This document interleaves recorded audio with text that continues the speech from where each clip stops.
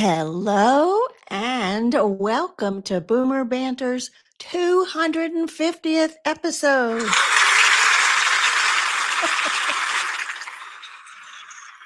Where we are going to have real talk about aging well. And I am your host, Wendy Green. And as you know, every week we have honest conversations about what it really means to grow older in today's world, navigating health, purpose, relationships, caregiving, and everything in between. I hope those applause came through.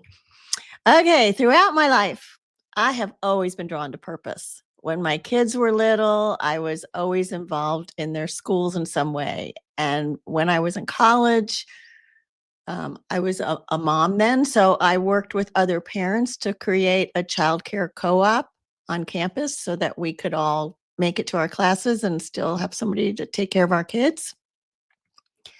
Later, I became active in the women's movement, and you know that purpose has always fueled me, and it fuels me as I put out Boomer Banter episodes and the Substack essays and the coaching that I do. Purpose really is kind of my foundation. So when I discovered the work of my guest today, Talek Nantes, I felt an instant connection. Really for two reasons, okay? Travel, because you know I love to travel, and purpose. So Talek is a lifelong traveler, an author, and the creator of Bras for Babes. She doesn't just travel to see the sights, although that's important. She also travels to build relationships and to give back, bringing along much needed supplies like school items, medications, and yes, bras to women, particularly in Cuba. The tours she leads are as much about building relationships and supporting communities as they are about exploring new places. So today we're going to talk about how travel can connect us, change us, and give us purpose well into our later years. So help me in welcoming Talek to Boomer Banter. Hello, hello. Hi, I'm very happy to be here. I am so happy you are here too. so so I was looking at your website and you talked about like from a very early age you kind of got the travel bug. Can you tell us about that? Absolutely. My mother was very pregnant with me when she traveled from Cuba to New York City when I was born. So people ask me, how long have you been traveling? I say that I've been traveling since before I was born, Uh-huh. literally. Uh-huh. And since that time, I've never stopped. Everything that I've ever done throughout my career, my education was in international business. I got my MBA in international business as well. I was an international business development professional in corporate America for about 40 years Wow. and lived throughout the world as a result of my career through, let's see, Dominican Republic, Colombia, Mexico, Spain, England, and I spent about 8 years on and off in China, all work related. Mm. And of course took advantage while I was there to learn more about the cultures and to enjoy that as well and to satiate my travel lust. And after that, I decided I switched gears once I left the corporate world and created Travels with Talek. That is a travel blog where I share my travel experiences. I uncover hidden gems throughout the world in beautiful places like Spain and China, just to give you one example. And I also do guided tours. Specifically, I've had guided tours and I continue to run tours to northern Spain, which is where my ancestors are from, and also to China. I'm just so familiar with the place, and Cuba. My family comes from there, and I'm very familiar with the place. And it is a unique and culturally fascinating country that deserves to be explored and appreciated. And let's see, I've written three books. One is a travel book of Cuba, and one is experiences of the Cuban diaspora after the Cuban Revolution. And then the third one is a 110 travel tips and advice, which you can get for free if you subscribe to my website. Yeah. We're going to share with them later. Yeah. So, it's interesting, Talek. A lot of people that I know that traveled corporately, oh, they hated it. And the last thing they wanted to do was get on a plane after they had finished all those years of travel. What is it about travel that makes you so happy that you love it?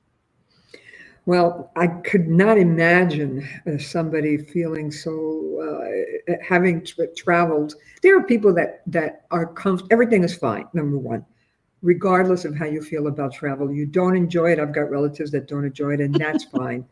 What the things that they enjoy, like golfing, would never occur to me to do. And there are other people like me that are just passionate about it. So I really cannot grasp how people would say, "Oh my God, I've traveled all my life and I just don't want to do it anymore." That's just inconceivable. So, what Yeah. is it about travel that fascinates me? I guess it's the never ending wonder of it. There's Mm. always something new to see. There's always an interesting dish to try. Last night I had a meal at a Ethiopian restaurant. That to me was absolutely fascinating. It made me think about what it would be interesting to go to Ethiopia. Just the new things to be exposed to constant new things and new cultures and new sights and sounds and tastes and smells and getting off a plane in Africa. And the first time I did it, I remember as soon as I hit the ground, I got this wave of heat and smells that hit me that I had never experienced before. And I Mm. just found that fascinating. The thrill that you get from being and landing in a place that you've never been before, to me, is incomparable. Yeah. And that you can tell the way you describe it, it's not only passion, but your curiosity is just being so filled when you go into these new experiences. So that's awesome. And when I read your blog, I mean, you find curious things to see anywhere, whether it's in Tennessee or New York City or Cuba or Spain. You're just that kind of person. Every place has something interesting about it. If your hometown can be the most fascinating place in the world, as fascinating as something so off the charts as Tibet, for example, and Exactly. everything in between. Yeah, exactly right. If you look for it. Yeah.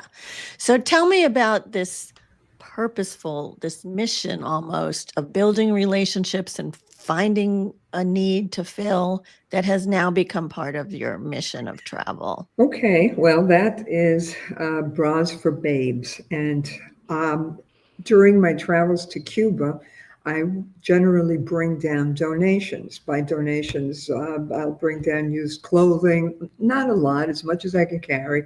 Used clothing, eyeglasses from Target, one of those that are non prescription, reading glasses, aspirin, plastic containers, batteries, pens, pencils. These are simple little things that you can just buy for no money practically and bring them down. And while I'm down there and I'm talking to people, they say, "Hey, how about bras?" Probably because I concentrate a lot on women's groups, Uh-huh. women's entrepreneurial groups, senior citizen centers where mostly women, because women live longer. So you go Mm. to these places and you'll always see more women than you'll see men. And women tend to be more open. They'll talk to you more because you're a woman. And they'll say, "Hey, what about bras? You guys Really, they ever come they across just brought bras?" that up. Just brought Yeah. about bra. But Huh. so many people brought it up that I said, "What is it with bras here?" Yeah. And so I decided to come up with something called Bras for Babes, and to bring people, whoever goes on my tours with me, to give them the opportunity to have that experience, which is so unusual in the tour world. And when you go on a tour, you'll go to see this and the Eiffel Tower and have a meal. And some are a little bit go beyond that, and they'll give you a cooking lesson or a dancing lesson, which is great to have those experiences. But to actually bring donations down to Cuba and to share them to the people there and to communicate with the people. And just to see their expressions on their faces when you show up and you have these donations for them, these gifts, they really appreciate it. So it's good for everybody. It's good for the people, obviously, that are receiving it, and it's good for the people that go on the tours to have this different, unique, extraordinary experience, which is really unforgettable. I I mean, we did a trip to Costa Rica and we brought some like school supplies and stuff, but bras is such a unique thing. And how would you, I mean, how would you know what What sizes to size? bring? Just Just every all whatever. sizes are welcome. People, it's interesting. People ask me that a lot. Oh, what size should I bring? It's training bras to the triple D's.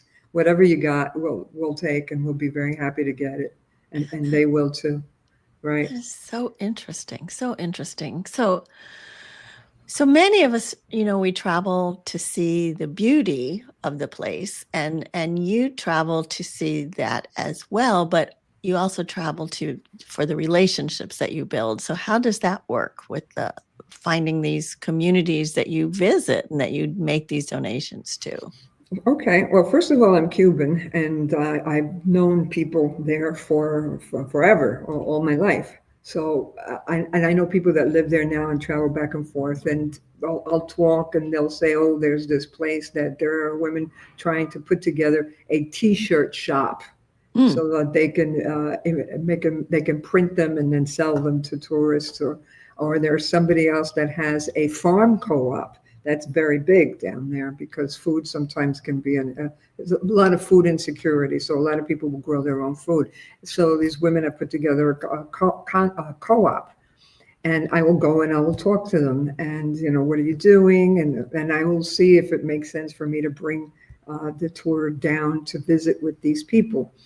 And it's not just to give them donations, but it is to have meaningful interactions with them so that you can learn about the culture. So I encourage people to meet with artists groups, and to meet with the entrepreneurs and the lady that has a shop, and performers, tour guides that are so experienced and knowledgeable about the history and the architecture of Cuba, which is utterly fascinating.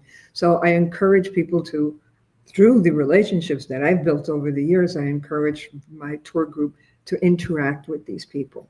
So that's the relationship with us and the people in Cuba. It's not just Cuba, it's any other country that I go to. I try to do the same thing, although it is only in Cuba where I have the Bras for Babes initiative. okay. Um, But then we also, because we're talking about relationships, it's the do you think that the relationships among the travelers that you bring down? That's what I was going to say. Yeah, that Okay. that is such an important component to this, because you were with somebody for whatever 10 days. First of all, we meet online before we go. Then we have a cocktail party on the day that we get there, a welcome cocktail, and then you're together pretty much constantly for 10 days, and you inevitably you will develop these relationships. Also, we have these Zoom groups, not Zoom groups, we have WhatsApp groups, Mm, that are just for that particular group that's going on that tour. And these people are able to communicate using that group, where they share information and they'll share photographs. And they actually have maintained relationships way after. I mean, I've known people, been doing tours for years now, and there are still people that are on the same WhatsApp group after 7 years. wow. So Wow. there's an opportunity to not only have relationships with the people in country, but also amongst the tour participants. And that's very rewarding as well. It's very rewarding and it's very important. We need relationships even more as we get older, I think, because we don't have as many as we had when we were in our Right. school days and our And in work. fact, that is a medical, that's been proven, medically proven fact, that Mhm. the older we get, the more we need relationships. So Yeah. yes, you're absolutely And right. so do some of these women come back and travel together on other tours with you? Yeah, we just did a tour to China in last March, and everybody that was on that tour were people that had been on Cuba tours. Wow. And now we're talking about putting together a Central Mexico tour for next year. So I know that it's going to be the same people because they've told me. So that's always fun. And it's always a good group, and new people come in, and they get infected with that the tour camaraderie. So that speaks highly of you too, that they want to come back and travel with you. And And I humbly appreciate that. yeah. So tell me how, I mean, you've kind of given us some insights, but how this differs from like the larger travel agencies that, you go to the hotel and you get the meal and you climb the Great Wall of China and whatever. How does your trips differ? Okay, first of all, we don't stay at high-end hotels. We stay in guest houses, what they call in Cuba in Spanish, casas particulares, which means private homes. So Hmm. we will stay in private homes of local Cubans. So it'll Wow. be like an Airbnb type arrangement or a Cuban guest house type arrangement. So I think that would be the first uh, difference that there is.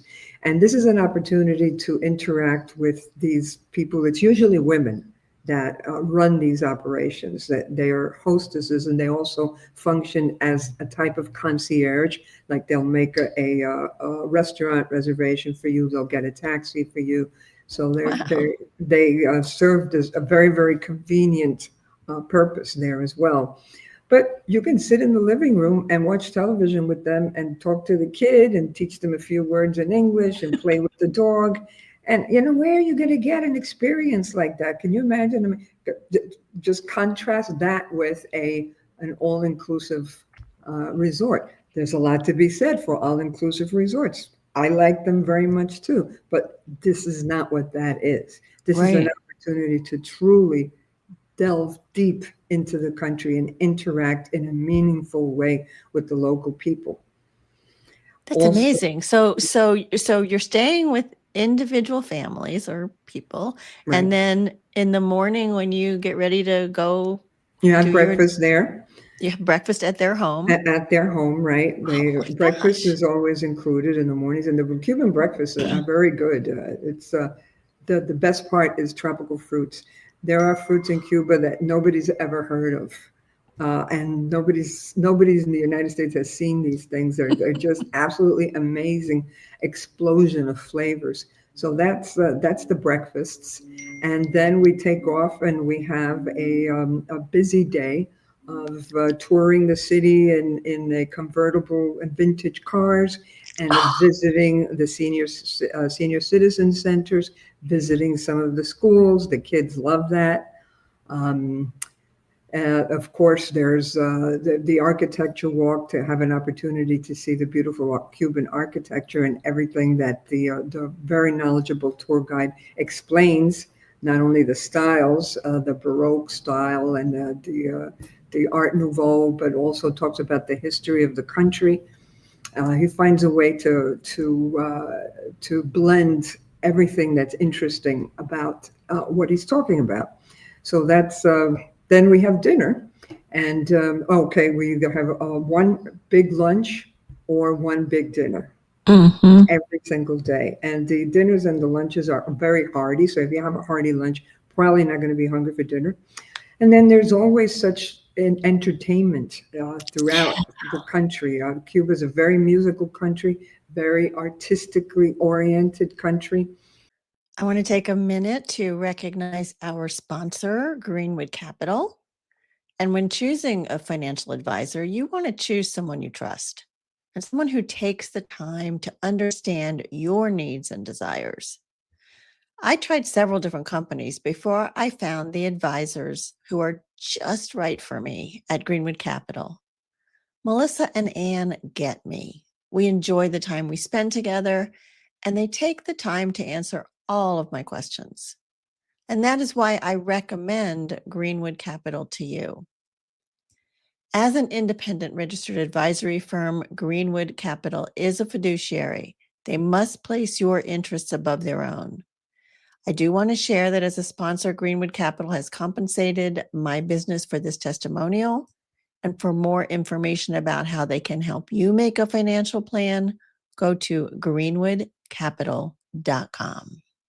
So, I mean, you will see these musicians that you would pay a princely sum to go to their concert in the United States. There are many throughout Cuba. There's a lot of music venues, and that's what we do in the evenings. That's a lot of fun. You go, yeah, yeah. Is there any restrictions or things that we need to be aware of if we decide to travel As to Cuba? American citizens, Yes. yes, you cannot go solely as a tourist. That is prohibited. There is, you can choose from one of 12 different reasons to go to Cuba.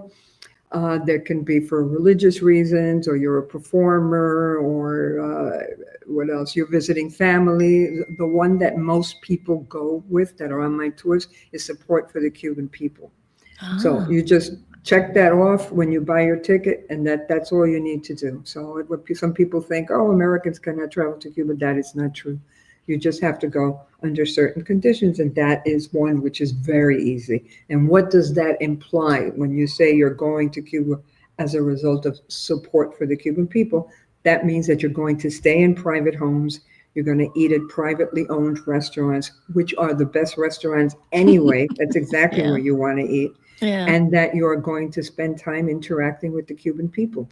Now, you can Interesting. also want to go to a beach. Yes, absolutely. You can go to a beach. You'll go to the museums. You'll stroll around the streets. Ride in the convertible. Take the hop on, hop off bus. You can do all of those things, but you also have to meet those criteria Yeah. of support for the Cuban people, which is easy to do and fun, and that's why you go. And yeah, that's interesting. I didn't realize that. So, so your trips to China and to northern Spain, And do soon to they, Central Mexico. and soon to central Mexico, do they follow the same kind of, No, no, we'll stay at regular 3 and 4 star hotels in both of those countries and all of those countries, and eat at regular run-of-the-mill restaurants. We don't bring donations. What we do is try and interact with the community, such as take mm-hmm. cooking lesson, learn how to make dumplings in the shadow of the Great Wall of China. I mean, that's pretty cool. That's pretty Yeah, interesting. That's it's that's pretty it's a cool. lot of fun. Let's see what else. Oh, there is different museum tours that we take in northern Spain, such as the Guggenheim, um, and things like that. So we do try to interact. We'll go to markets are very big. Rather than Oh, eat at a yeah. restaurant, we'll eat at one of those incredible food markets. Um, Yeah. so it's a little different. It's a little different, but it's still small Yeah, size they're all small tour. And groups, right? yeah. And so they really do get to know each other. Yeah. So, a lot of your tours are for women primarily. You said sometimes men will come like a spouse or a significant other, but a lot of women have never traveled by themselves, and it's a little fearful. So, what kind of advice would you give to them to, make them more comfortable venturing out on a first trip? Well, it's not only women that are a little apprehensive, men too. That's just human nature. Some people are more apprehensive than others. Some people have a greater risk tolerance. Um, what I would suggest is go with a tour. Well, a couple of suggestions. One, go with a tour. Start there. Go with a small group tour and have that experience so that you can understand how easy it is to uh, exchange money. Once you see how it's done, you're not going to have that apprehension when you travel. You'll be able to see how for example, in Beijing, in China, we always take public transportation. We always take the subways. Mm, You might be apprehensive about taking a mm, subway in China. Everything happens to be in English. The stops are clearly marked. If once you do these things, that gives you the confidence to go on your own. Maybe you need to do a couple of tours before you go on your own. Maybe you will never go on your own, and you'll just right. like tours so much, and you'll be perfectly happy with that. So I think that is the major one. Another idea is to start close to you geographically and expand from that. Let's say you live in, I don't know, New Jersey. Okay, maybe go to New York City. Hmm. Okay, you did that. Maybe go to Toronto. Same language, same customs, same everything. Maybe from there you go to England. Again, it's different, but it's not so extraordinary. And then from there, maybe you'll go to Italy, and before you know it, you're in That's right. Tibet. I'd love to go there. So I I love the idea of the tour though, because I'm thinking of a tour we took to Quebec, and there was a woman there, first time, or her husband had passed away, first time traveling, and she was a little reticent. She didn't know anybody, but in a group, my experience is people are very gracious about, reaching out and including somebody in so you don't feel awkward. And what do you have you experienced that as well? Do you mean with the people that in the country where And the the, tour is visiting? the people on your tour, the people on your tour, Oh, like that they're gracious about interacting with other tour participants? right, including you in so that when you're Oh, there all yes. alone and you don't know anybody, don't be afraid that, well, nobody's going to talk to me. What am I going to do? No, because we tend to spend a lot of time together anyway. Like a lot of the breakfasts are always together. Then we'll go on the tour and in the morning tour, and you're going to be together. Then the lunches you're together. Later you can go on a tour, or you can go on your own. What tends to happen is that people will say to each other, well, where are you going? Oh, you're going to the museum? Oh, okay, I'll go too. Or they say, hey, why don't you come along? That sort Hmm. of thing. But Yeah. it's just inconceivable that someone would be left, to fend for themselves No, I agree. deliberately. People are gracious. People are Yeah. gracious, and it's fun. And That's been my experience. And so I would say to people, if you're nervous about, venturing out, a tour is the way to go because you will make friends. You will be you part of will the be group. part of the group, You will absolutely. be part of the group. And at the same time, you have an opportunity to, you want to take off on your own because you want to go see the chocolate museum that nobody else is interested in. You do that on your own. There's plenty of free time as well. So, uh, normally I would ask somebody who's new to travel. So, what did you learn from that experience in that place? What did you learn about yourself? Now, you've been traveling since before you were born. are you, are you still learning new things about yourself and about the places you go when you travel? That is such a good question. Wow. Hmm. About the places? Yeah, of course. Yeah. We crossed China, central China, in a 4x4 all the way over to Tibet. And as we got closer and closer to Tibet, the guards got more and more, what's the word? Not suspicious, more vigilant, grew Mm. more and more. I didn't know that. I didn't know that. So that's something new that I learned. Like, wow, as you got closer, like now, what do you have then? Where are you going? What are you doing? Until we got to Tibet and everything was fine. That's why I keep mentioning Tibet because it's such an unusual place. Hmm. Different foods, absolutely. Yeah, you're always learning something new about a place. What about the women on your trips? Do you feel like at the end of the trip you have a debrief and find out things that they've learned about themselves and their experience? No, I have not done that, but you've given me a very good idea. What I do is that I request post-trip evaluations. Mm, What did you enjoy? What could we improve? What surprised you?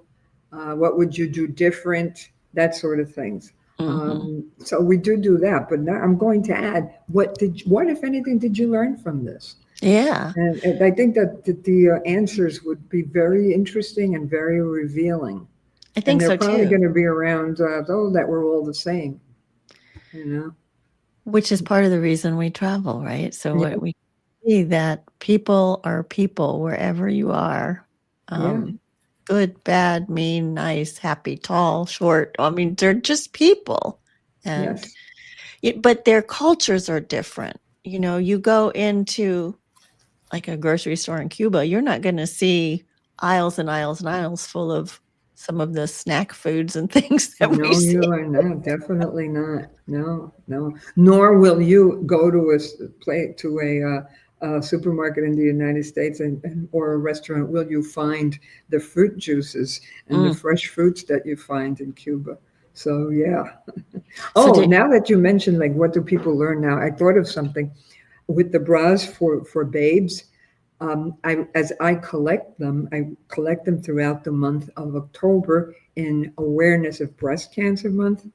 And I have some of the boxes that I've gotten, I've opened it up and I have found bras that still had the tags on them.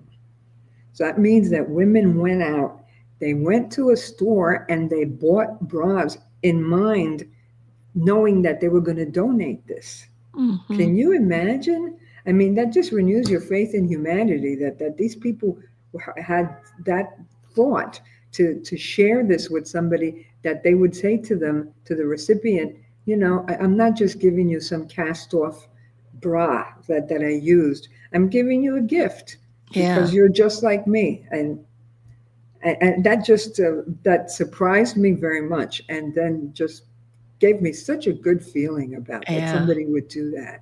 I love that. So these bras that you collect, are they're from people that are going on this trip with you, or they're Both, both people. I just got a message today from a woman that had been on a tour, Cuba tour, like 3 years ago. She sends every year. She sends in October. She'll send bras. People that are going on the tour will send them because they want to bring them down themselves. I was going to They, ask you. I mean, you sent me a picture where you had boxes and boxes. yeah. Like, how do you bring all that down there? Well, I bring some, and I also ask people to bring them themselves. And I also have a friend that goes to Cuba regularly that I give him some boxes. He brings them down, and then I pick them up once I'm in Cuba. So it's a Ah, combination of things. But people want to send them and to so that they can bring them or collect them so that they can bring them down themselves. And it's not just bras. They also bring those the donation items that I mentioned. These are small, very inexpensive. I mean, plastic containers. Those are the ones that you'll buy ham in the supermarket and then you throw out the plastic container. Save those plastic containers huh, because those are extremely valuable, and that's free. huh. Reading glasses, batteries, pens, pencils, notebooks, all of those things, aspirin.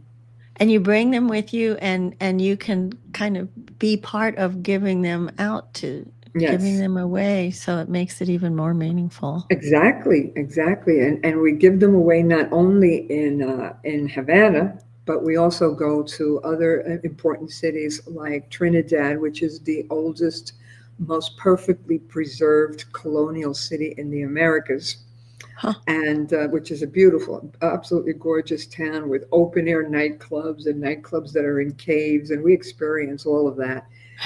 Also to Cienfuegos, which is very near to Trinidad, and that is a city that was founded by French people from Louisiana and from Bordeaux. And we also go to Vinales, and that's where my family is originally from, that whole area. And there we go navigating in underground rivers, horseback riding, those who Oh want my to, gosh. biking, hiking. Again, an extraordinary nightlife. So yeah, as we go to all of those places, there are other places as well. People leave some of the donations with the casa hostesses. Okay. All So right. be it bras or whatever, aspirin, batteries. So you travel also outside of these tours that you take. You told me Yes. you and your husband are getting ready to do some kind of a train trip. Yes, we're What going is to that? go on the Rovos Rail, which is a company. Rovos Rail is based out of South Pretoria, South Africa, and they have train travel throughout the area. They go to Botswana, South Africa, Namibia, a couple of other places, and they you get on a train and you travel from. We're going to Namibia. So we're going to arrive in Namibia and take a train to last 10 days to cross southern Africa until you reach Pretoria or Johannesburg. Pretoria and Johannesburg are very close to each other. So during that time, we sleep on the train, we have breakfast on the train. Sometimes we'll have another meal on the train, or we'll stop and we'll visit a town or do a little safari or a walking safari or visit a museum or the famous sand dunes of Namibia, whatever happens to be interesting in that area. So, yeah, we're going to do that in November. So, that should be cool. We're so, really looking forward to that. so are you ever home, Talek? You're always Yeah, we're home a lot. Yeah, we okay. just got back from New York, which to me is home because That's where you that's moved to. that's where I no, that's where I've lived. Was born and raised in New York City, but now I'm in Florida. So we just got back from visiting family in New York, and now we're here in Florida. We're home until we leave again in November, which is like a month away. We're leaving in a month for this Namibia trip.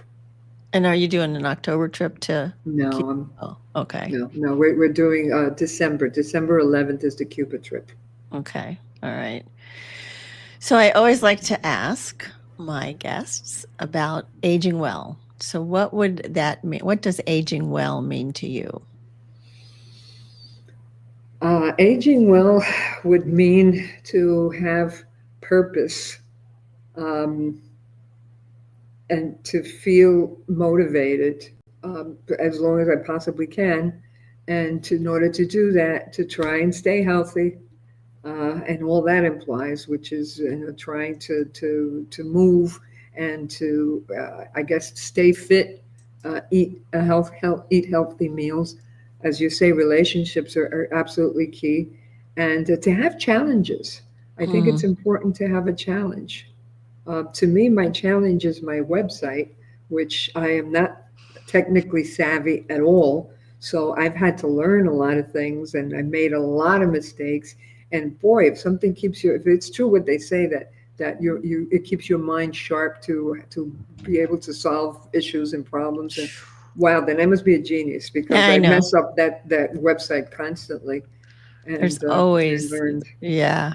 So I love that purpose, relationship, challenges, like challenges. I think are challenge important. yourself a Yeah. little bit. Yeah. Try new things. Yeah, I understand that learning a new language, I was just reading up on that, that is something that keeps your neurons, connecting in your brain. So I think that doing that, keeping your mind agile is as important as keeping your body agile. The two of them together is going to get you to that finish line Yeah. in the best possible shape. In the best possible way. Thank you. So if you want to follow Travels with Talek on her blog, it's Travels with Talek, TALEK.com, which will also be in the show notes.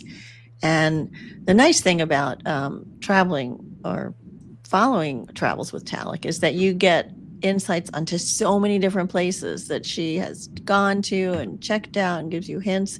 Plus, if you subscribe to that, you get those 101, right? Tips. 101 free travel tips. Yes. It's an Which ebook. which is super helpful too because you have a lot of travel tips in there about how to find the best deals on trains or on airplanes or at hotels or so you don't have to just break the bank to go on a trip. Exactly. Yeah. How to save money, how to stay connected. What's the best way to stay connected without paying ridiculous amounts of money to Verizon? Oh, Things like that. How to stay safe, how to avoid pickpockets, how not to get ripped off in a restaurant overseas. Packing tips, what to bring, what not to bring. Things like that. It'll save you a lot of time. And I've made a lot of mistakes over the years. So all the ones that I've corrected, I've put them in there. yeah. Yeah, and they're all important tips, because it makes your trip safer and more comfortable and more affordable. So I would say subscribe to I would travelswithtalek.com agree. and get those travel tips. I think that's really helpful.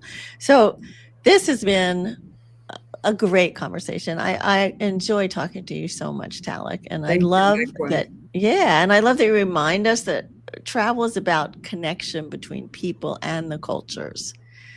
And hearing that something as simple as a bra or a bottle of aspirin or even those plastic containers that you mentioned can mean the world to someone else who doesn't have it. And we don't realize how much that is important to them. So finding trips that also have purpose in them, it can really be a life changer. And so here's what I want y'all to take away, that you are never too old to travel and to travel with a purpose if you want to. Whether you're 60, 70, or beyond, you still have the power to make an impact. And you can step out into the world, bring your kindness, and come home not only with memories, but with the knowledge that you've left something positive behind, especially with the relationships that you, brief encounters, you just never know the impact you have on somebody. So be a good friend and share this episode. And I mean it, really. Share the podcast with your friends. The good information we share here is not as helpful as it could be if we keep it a secret. And for just a little bit more good news, I want to tell you about something that I have created that I hope you're going to find really helpful. It's a quiz that I think is fun and interesting, and I call it the What's Keeping You Stuck quiz. And it's going to help you discover your retirement stuck type. Now, not everybody is stuck, but when you're stuck, it's like, I don't know what to do. I'm just not, it's not the way I thought it was going to be. So once you find your stuck type, then you're going to get 5 customized emails with tips and resources to help you break free from being stuck. And I came up with this based on the so many people that I've spoken to, just like you, and I know how unsettling and surprising this can be. The link is on the screen, but I'm also going to put it in the show notes because it's too hard to say out loud. So check that out, though. It's fun. It's fun to, everybody likes those little quizzes. And I also want to tell you that I was a guest on the Late Bloomer Living podcast, hosted by one of my friends, Yvonne Marchese.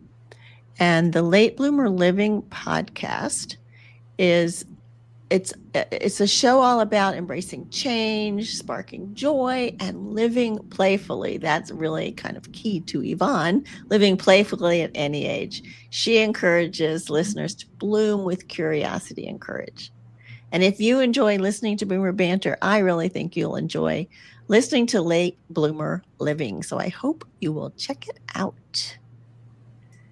Talek, thank you so much for being with us. Yes. And thank you everyone who signed in to listen and who will be there on the listening end when it's in the podcast world, and come back and banter with us again about topics of interest and importance to us as we age well.